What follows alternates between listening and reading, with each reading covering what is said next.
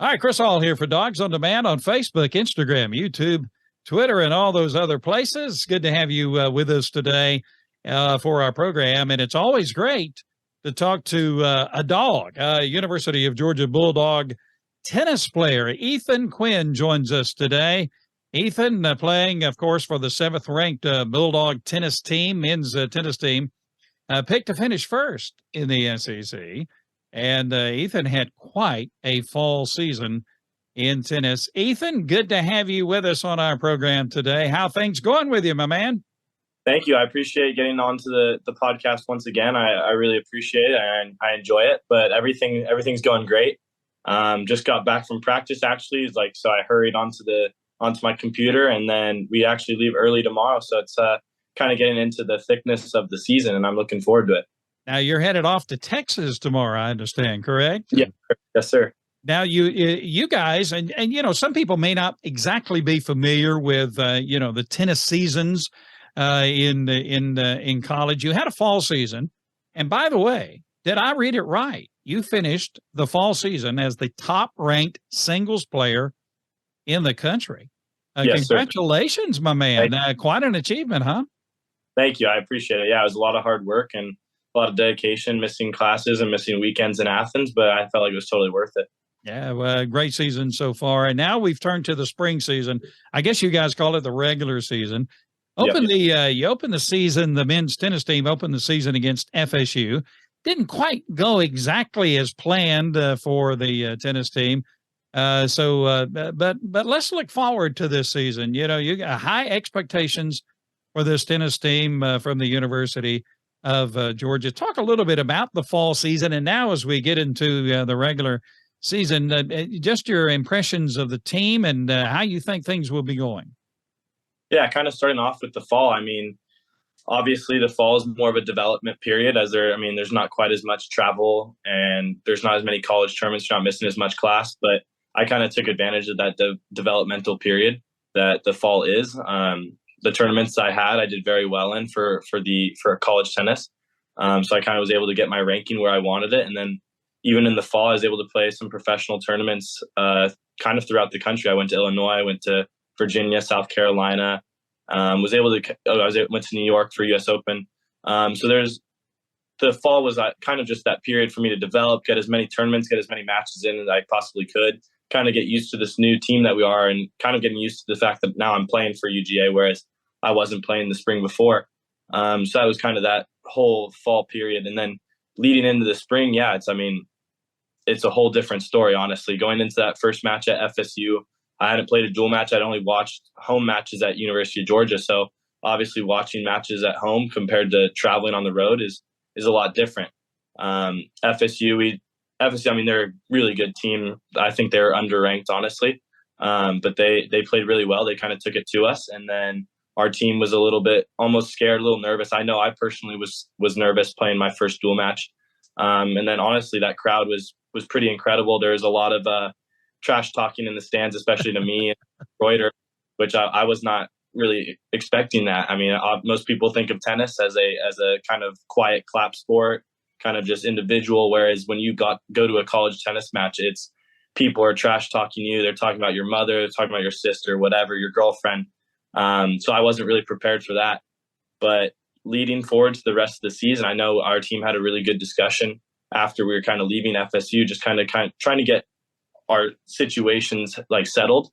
And I feel like going forward, it was really beneficial for the team. And like you said, there's a lot of expectations for our team nationally and then also in the SEC.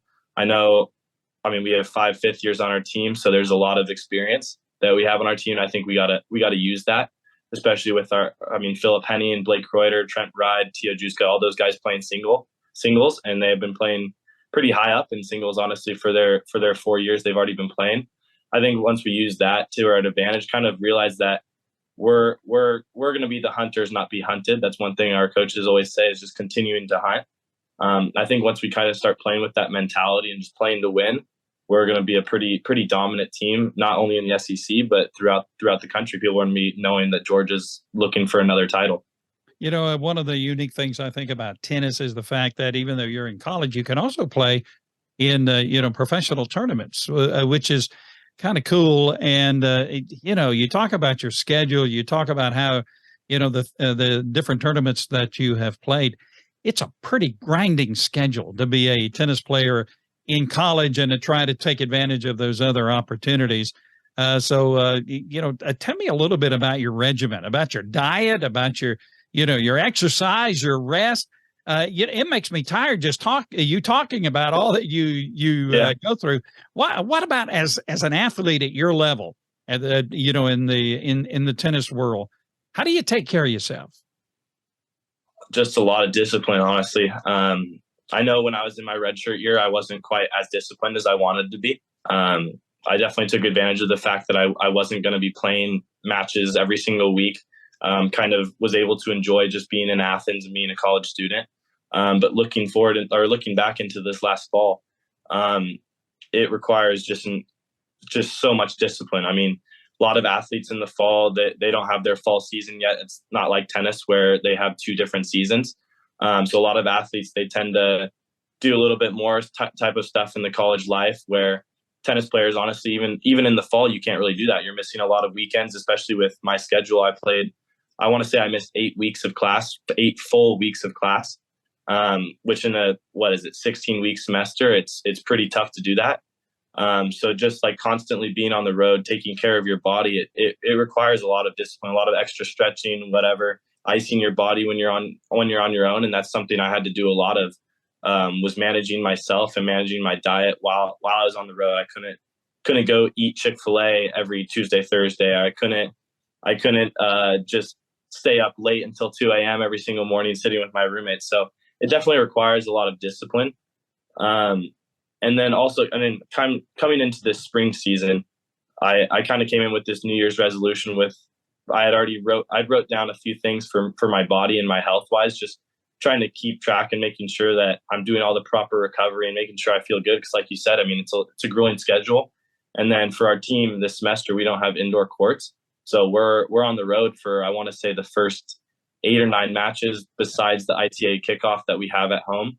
We're on the road a lot, so that even requires extra time in Buttsmere Training Center, just doing ice baths, even though I don't want to get in that 50-degree water. Yeah.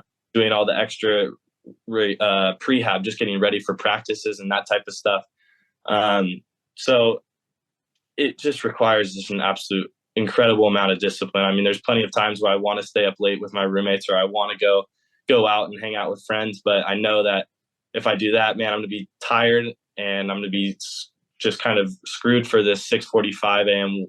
Lift that we have as a team. And that's the next thing, is just like last year when I was a redshirt freshman, I wasn't quite doing as much as I was, I feel like, this semester. I mean, I was doing the same type of things, but with a different sense of intensity, where this semester it's like all very, very planned out. So, I mean, we're waking up twice a week at 6:45 to be doing our team lifts. We're doing probably 3 individuals a week, each person, depending on their schedule. I know for me, I'm at least taking 3 individuals, and that's on top of the team practices that we have in the afternoon and the rehab and all that type of stuff. So it's definitely very demanding as a college athlete and a college tennis player when you're traveling so much. But I mean, I knew I signed up for that when I came to Georgia. I knew I wanted to be part of this elite program. So I wasn't too surprised when I kind of got faced with those challenges of being disciplined. And of course, you have dreams and aspirations beyond college to be in the pros, and it just takes hard work. Anybody knows that. It just takes hard work. Let's talk a little bit about your team. Coach Manny Diaz, of course, he's a legend. He's a walking legend when it comes to being a tennis coach, and at the University of Georgia, he's just a legend. Let's talk a little bit about your team. Talk a little bit about the guys on the team. And, do you have a good mix of experience and those who are learning? Just talk a little bit about your teammates. Absolutely. I feel like our team is probably one of the most experienced teams out there in the NCAA. I mean, like I said, we have 5 fifth years. So it's definitely been an incredible ride for them. And this is their last semester of college tennis, and possibly even most of their last semesters competing at such a high level in tennis. So obviously main guy is Trent Bride. I mean, he's probably one of my best friends that's on the team. I play doubles with him. He's been all over the place for our lineup, even for our team. I mean, individually. I mean, before he came to college, he traveled a lot. He's a ton of experience. He's a great person, great tennis player. So his experience definitely late in the season will kind of take part in our team success. Just that individually, that calmness that he has, that he knows that he's been in kind of every position that you possibly could be in tennis, whether you be down 5-0 in the third set and you're able to bring it back, or serving for a championship or a big title at 5-4 in the third set, something like that. And then next is, I mean, Blake Kreuter. He's probably has the most personality on our team for sure. But he's an incredible guy. He's definitely had the experience of playing down in the pit, which is, there's a lot of different heart playing down at 4, 5, 6, especially for University of Georgia. I mean, that's where I feel like you win championships. So he's definitely been experienced. He's had great seasons, especially last season. He had a phenomenal season. And even this fall, he's had an even better season than that. So I think his success and his grit and want to win a championship. I know a few days ago, he's just like, I'm going to die for this team. And that's kind of now is he just wants to win so badly. And you just love being with him. His personality is so funny. And then Philip Henning's kind of just our rock. He's and Tio, honestly.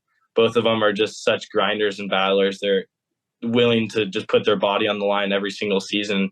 And Phil's definitely the definition of putting your body on the line. I mean, he's constantly on the floor if you ever watch his match, because he's literally on the floor hitting with his knees. I mean, he's just willing to put his body on the line, unlike maybe a few of us. And then Britton is just like another guy. We have a team joke that he literally always beats me. Whenever we have practice, he beats me every single time. It doesn't matter the day. And even today, he beat me right before I got here. So just a great group of guys that we all have such personality. And then, besides the experienced guys, we have a lot of up-and-comers. I mean, Felipe Costa, he's been a little bit injured, but he just has such a determination to get better at tennis. He's always asking me questions, just hoping to improve and hoping to get better, which I really appreciate that, because it also helps me think about my own game. And then Miguel and Thomas they've been at 6, they've been rotating at 6. And I think this season, compared to last season so far, we're on a better track. We had struggled a little bit at 6 last year, where so far we started 1-0 at 6. And I think that's huge for the team, knowing that we have that confidence and we can rely on one of those guys just coming through with a big win and just grinding one out. So I'm really looking forward to the season and just seeing all of our personalities and seeing just like the heart and the grit that we all have for this final season, kind of with all these guys. We have a picture in our locker room where after they clinched I can't remember what year it was, but they made it into the quarterfinals of NCAAs after beating an unbelievable UNC team. There's a picture of all of them in there. And honestly, it'll be just Thomas is the last one left on that picture that's on their team. So it'll be kind of just a new start next year and kind of just our last push to get that championship and SEC title for Georgia for those guys. Yeah, boy, I tell you, that's, it's an exciting thing to watch the tennis team, and we're able to watch it on streaming and that kind of thing. I look over your schedule. Boy, you got some big dogs out there. You got Texas coming up, LSU, Stanford, USC, Alabama, Auburn, Texas A&M. Talk a little bit about the SEC. Of course, that's the first step in going toward the national title like you want to. Who's your biggest challenge in the SEC? Gosh, it's hard to say. I mean, there's so many good teams in the SEC that it's going to be, honestly, every single week's a challenge. I think our main two are for sure Kentucky and Tennessee. I believe they're 2 and 3 right behind us in the SEC poll. But I'm not going to discredit any of the other schools. I know Florida's phenomenal. South Carolina's phenomenal. Texas A&M is very, very difficult team to beat. We'll get to see LSU twice, which will be nice. But yeah, I mean, every school in the SEC is going to be very difficult. Even like you said, I mean, schools like Stanford and USC, I mean, there's not really going to be an easy match for any of our season. Honestly, every single week we're going to have 1 to 2 very, very difficult matches. That's going to take a lot of energy for all of us. But I once we get into SEC season, I think we're going to be really locked in on that season. we'll have plenty of matches to kind of find our rhythm, find our zone. Something that I feel like we just didn't quite have yet at FSU. We're definitely looking forward to that SEC season, but yeah, there's just not going to be one easy match. It's nice that we'll have Tennessee and Kentucky in Athens. We'll have plenty of people coming out for those matches, which will kind of push us through and bring the energy for us.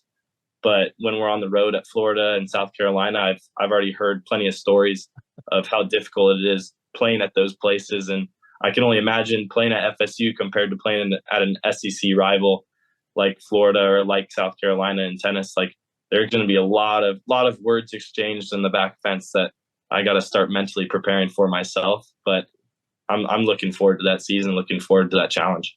We need to give some instruction on tennis etiquette. That's Yes. not supposed. That's not the way it's supposed to be. Now, you of course, you play doubles with Trent. What about that dynamic in playing doubles? How different is it? I'm a novice at tennis, but how different is it from playing singles as opposed to doubles? How do you work on that dynamic? How is that?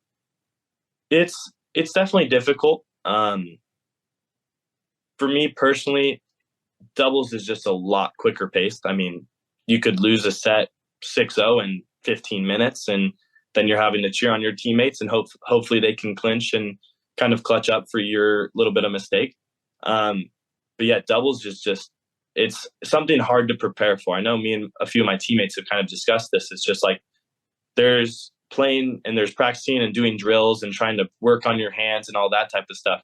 And then you play the match and things can just go completely sideways. It's hard to kind of recognize, especially college doubles. It's only a 6-game set, no warm up. So you have to go out there, you have to bring the energy, you have to play big. Whereas in singles, you're already warmed up from that doubles match. You kind of have a set game plan. Even if you start slow, you're able to kind of creep your way back in later in the set. Whereas doubles, it's just like you could get down 3-0, double break, and it's just like you did everything perfect. They just executed maybe a few lucky shots off a let cord or returned really well one game, and it's hard to explain the dynamic. It's just much quicker pace. The balls are coming at you a lot faster, especially as you're playing higher up in the lineup. Like, there's a lot of different formations, and you just got to recognize it as quick as you can. But also, guys are playing towards your weaknesses, and they know exactly what they're trying to do. And it's tough to recognize those things really that quickly, because it could be just so quick that you get down. So I feel like that's just the biggest difference. Tennis is a game. In games you have fun. Tell me, is tennis fun for you? Still fun for you, or is it more of a business? I want it to be fun for all you guys, because I think when you're loose and you're having fun and you're enjoying yourself, you're going to play better.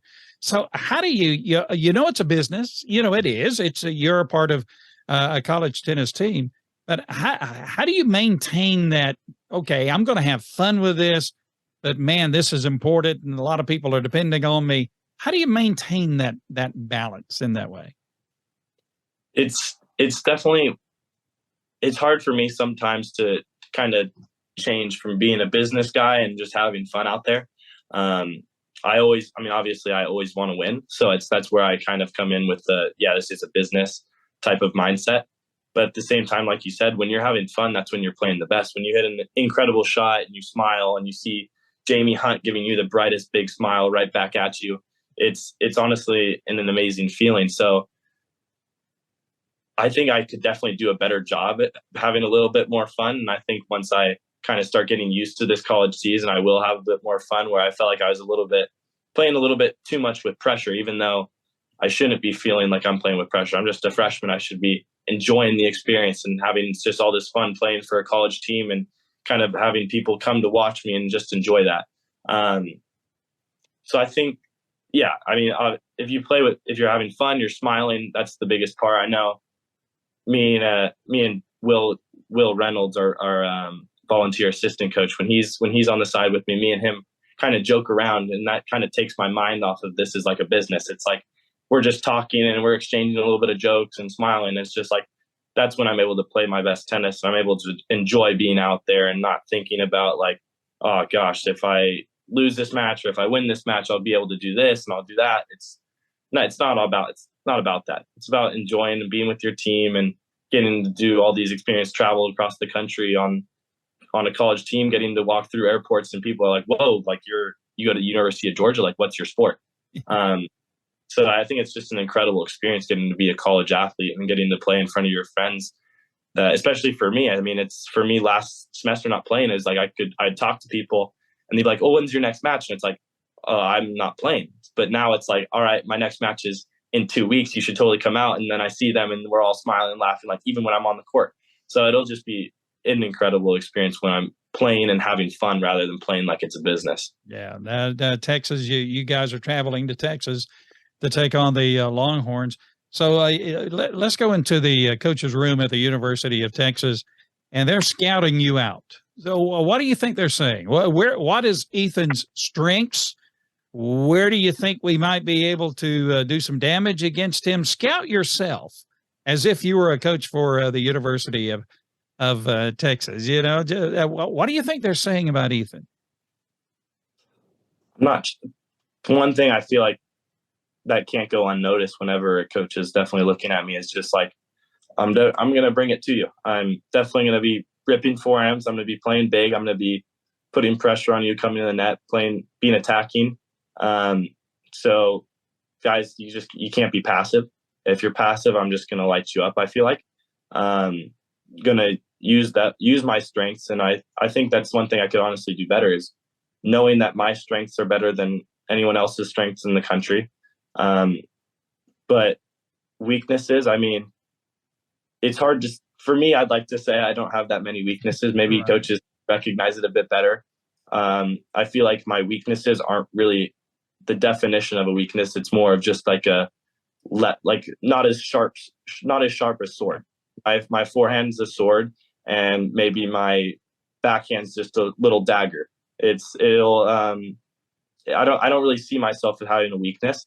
Maybe in college tennis, it's a little bit different. Maybe if you get me flustered, you get my mind off of tennis a little bit and looking at the crowd, whatnot, that might get me a little distracted and then kind of take away my strengths. But for the most part, I don't really see myself as a guy where you can just kind of pick and keep picking at my weaknesses until I fall apart.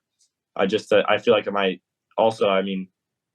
I tend to think that I don't go away. I mean, there's not really many matches that I lose badly. And I feel like even if I lose a set badly, I'm like, all right, next set, I'm here, I'm present. I'm going to take this set from you. I'm going to steal this match. So even the mentality part of it, it's pretty tough to say that I have a weakness and I'm not tough or I don't compete. So I think for a coaching room, it's pretty tough to coach a player. You just got to hope that you're having a really good day and kind of try and take it to me before I do it to you. Yeah, you want the guy across the net from you to oh no, I got to play this guy. Seriously, I got to play exactly. This guy. Now you talked about the hammer, the dagger and the sword. Now tell me about your hammer. Is that your serve? Is that your serve?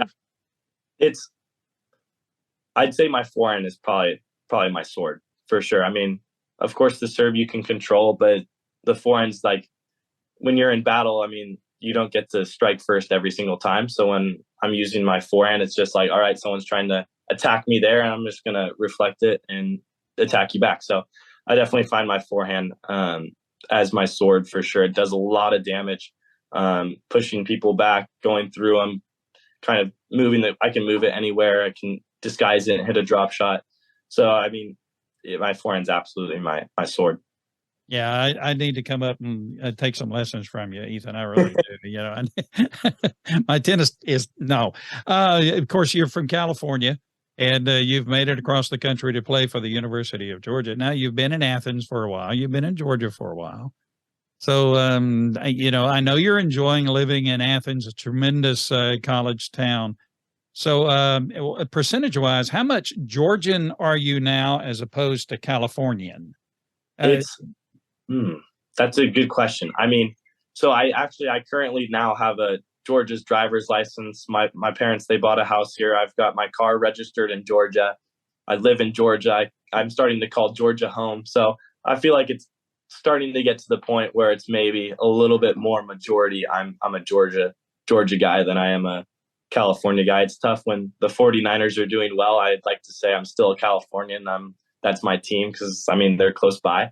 But for the most part, I'm starting to look at the Atlanta Braves and looking at all these Atlanta sports teams. So I'm starting to kind of find my way to being a more Georgia State citizen guy. Now, of course, the big test of that is, do you like grids? We're working on it. Working on it. Okay. Yeah, I've had them. It's an acquired taste that I'm gonna have to start enjoying a bit more. That's the river you have to cross to be a full-fledged Georgian. Of course, the University of Georgia football team. Everybody in the world knows about the Bulldogs winning the national championship 2 seasons in a row. Pretty exciting on campus. I know, just all across the campus and all across the sports. I was wondering, how do you guys like it? On the tennis team, golf team, track team. How do you feed off of that, or do you feed off of that, or does it have an effect on you? You mentioned that your coach says you're going to be the hunter, not the hunted. A quote from Kirby Smart and that kind of thing. How much do you feed off the success of the football team? Does it have any effect on you guys? I feel like for me, for sure it does. I mean, you walk into class and you see how those guys just kind of walk in and they walk confidently. And I'm just like, all right, I want to be able to walk around campus and have people know that I'm the guy, kind of like that mentality. And then honestly, I mean, I always see Kirby Smart's you can see his voice audios before they go on to a big game. And it's just like, how could you not be fired up to win a championship when you hear Kirby Smart talking?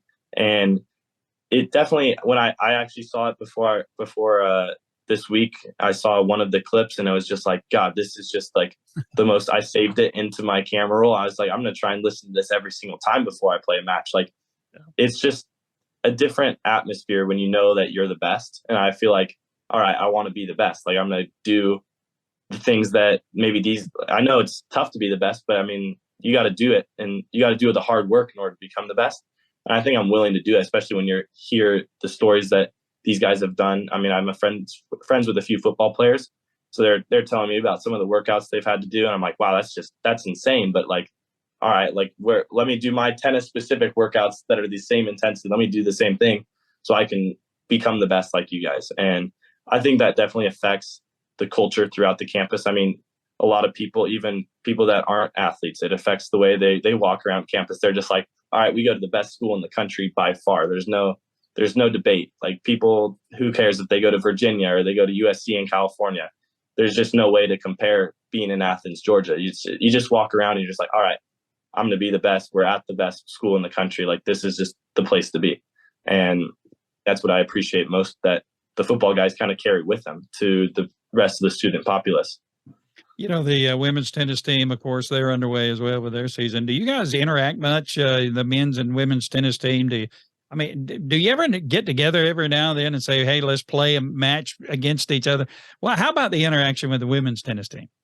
I feel like we're all very friendly. We don't really play against each other or practice against each other. I mean, I know with our schedule, we're pretty exhausted by the time we're finished with practice. So I'm sure they're the exact same way. But I mean, yeah, there's plenty of times. I mean, we see them every, I don't know, maybe twice a week we're at our training table where all the athletes eat. So we see them, we interact well with them. We're all very friendly. There's been a few times where we all have gone to like one of their houses and we've cooked, and we just had a kind of like a barbecue with everyone there. So I feel like we're all pretty close, and there's nothing really that's separating us to not be close. I mean, we're all playing tennis. They come to our matches. We've gone to theirs. So I think we just enjoy all being part of the same sport and kind of just getting to play in the same facility. When recruits come on campus, tennis recruits, you guys interact with those guys? Do you talk about the University of Georgia and the experience there? Yes, absolutely. I mean, for the most part, I've hosted, I want to say now, 4 players to come. Like when as a host, like they come to the facility, and now that I have a car this semester, I'm able to I'll pick them up in the evening when the coaches are done showing them the school, and I meet up with them for lunch and the coaches. But for the most part, yeah, we're showing them kind of the behind, like the other parts of the school. where the coaches really, I mean, they can't really show the players the social aspects. So there's plenty of times where I pick them up and we go downtown and we go get cookies and whatnot, or we go and just meet up with a few of my friends that aren't even on the tennis team, just other athletes. Even my roommates are both golfers. So kind of just introduce them to more people beyond the athlete side, just so they can kind of experience that social dynamic. And so, yeah, that's kind of how we handle the recruiting process. Yeah, it's good to be a part of that. Of course, football recruiting, the signing day and all of that, and basketball and that kind of thing. Do you have the equivalent of that in tennis? I mean, is there like a national signing day for tennis, or you just pick them up when they're ready to commit? There is a national signing day. I know for me personally, I had one back in Fresno, California. I had one at my high school where I signed with 3 other baseball players. But there isn't really, it's not really televised like maybe you see football where they are picking hats off of a table and they're like, I'm going to go here. They put it on, take it off and grab another one. There's not really that. It's more of a just like, all right, everyone's happy for this athlete being able to sign and go to college and be at this school. I know I was fortunate enough in Fresno there was a few news reporters for local news that came and they interviewed me at my signing day. But beyond that, I don't really think it's very typical for tennis players to get nationally televised and that stuff like that. Yeah. Well, Ethan Quinn's been with us, the tremendous tennis player for the University of Georgia. Great season last season. Coming out of the fall season, the top-ranked singles player in the country. Got a big old X on his back now for these other guys shooting at him, but Ethan can handle it. Great player for Georgia's tennis team, ranked number 7 in the country currently, and picked to win the SEC in tennis this year. And we're looking forward to great things. Ethan, I know you're busy. Thank you so much for taking time to join us on our program. We're going to be following you, my man, and best of luck to you, okay? Thank you. I appreciate everything. Dawgs on Demand would like to thank Southeast Mortgage, the official home loan lender of the Georgia Bulldogs, for sponsoring our program today. When the time comes to finance or refinance your home, make the smart choice and get your home loan from Southeast Mortgage. Your friends at Southeast Mortgage are ready to help you. Visit southeastmortgage.com/UGA today for more information. Be sure to visit Dawgs on Demand on Facebook, Instagram, and YouTube, and our great interactive website, dogsondemand.com. Join us for our next program as we keep you up to date with the latest sports news from the University of Georgia and more. Until then, be safe and go Dawgs.